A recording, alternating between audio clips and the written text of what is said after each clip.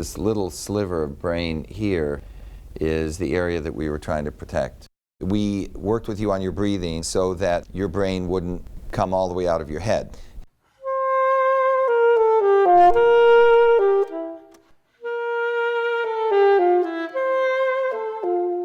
Dan is a professional musician. He is also a music teacher, and he had a very unusual, almost out-of-body experience. He started hearing things and seeing things that weren't there. Reality was here, and the visions and the audio that I was experiencing was also here. My mind was like fighting over, okay, which is real? And it ended. He had an MRI scan of his brain, which revealed a relatively large tumor in an area that is involved with sophisticated hearing and musical function. You don't say. He expressed how concerned he was about losing his musical ability. In Dan's words, music is my life. There's been an explosion of technology that allows us to study the human brain non-invasively. Functional MRI or magnetic resonance imaging is one of the main technologies that's used in this regard. This allows us to create maps of brain function. We could map mathematical skill, the ability of a patient to use tools, to name objects, to read. All of these functions were available to us to map prior to surgery. Some patients then have what's called an awake craniotomy or an awake mapping procedure during the surgery, during which time critical functions can be mapped in real time by the surgeon who is stimulating the brain with a bipolar electrode while the patient is performing tasks. We knew that Dr. Pilcher was planning to do an awake mapping session with Dan, so we devised a series of tests that could be done during functional MRI, but also with an eye toward an eventual awake mapping session in the operating room. My lab doesn't have any particular expertise in mapping music, so we called our colleague, Dr. Betsy Marvin at the Eastman School of Music. I'm trained as a music theorist. My research area, though, is music cognition. We talked about what is it that helps us to remember music and to process it.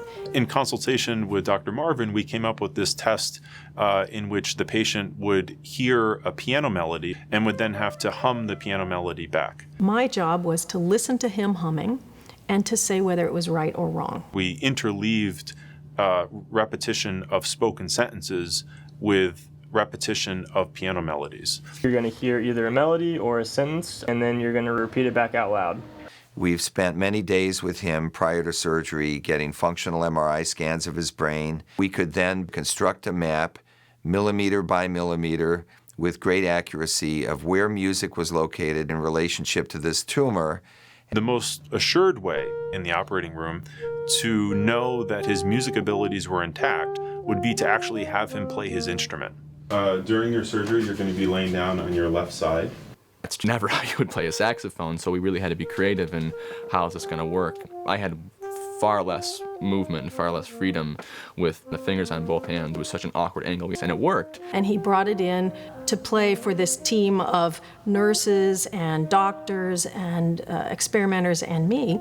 And you could see the alarm on the nurse's face. She said, if you play this piece, which has some long sustained notes in it, the pressure of the wind and the performance on the saxophone will make your brain protrude. So Dan and I worked to modify the piece. Can you make that first note shorter? Da, da, da, da, da. Kind of like that? Yeah, I think that sounds great. The scene in the operating room is pretty incredible because here you have a young man with a tumor in the right side of his brain, lying on the operating table with his brain exposed, completely awake. We have very fancy brain lab stereotactic equipment, and once we get to the tumor, we can then map the portions of the brain that are responsible for his musical abilities, and then we can avoid damage to those parts of the brain while we're taking out the tumor. Dan heard similar piano melodies that he heard during functional MRI scanning.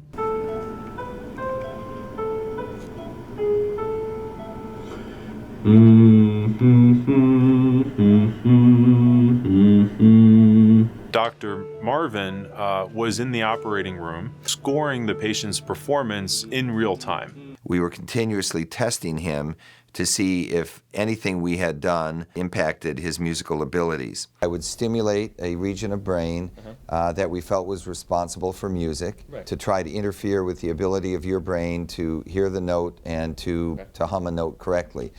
You touch here, melodies are fine. You touch here, melodies are completely disrupted. He was unable to repeat these piano melodies. But if he had to repeat a spoken sentence, he had no trouble. No.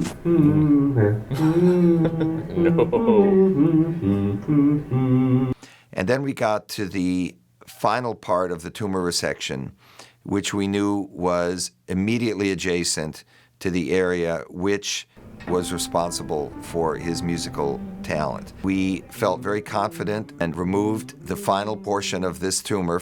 After taking a deep sigh of relief, we asked him to take out a saxophone.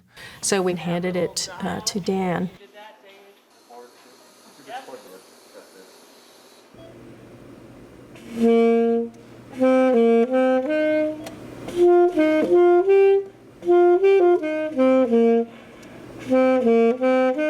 And he played it really flawlessly. It was beautiful.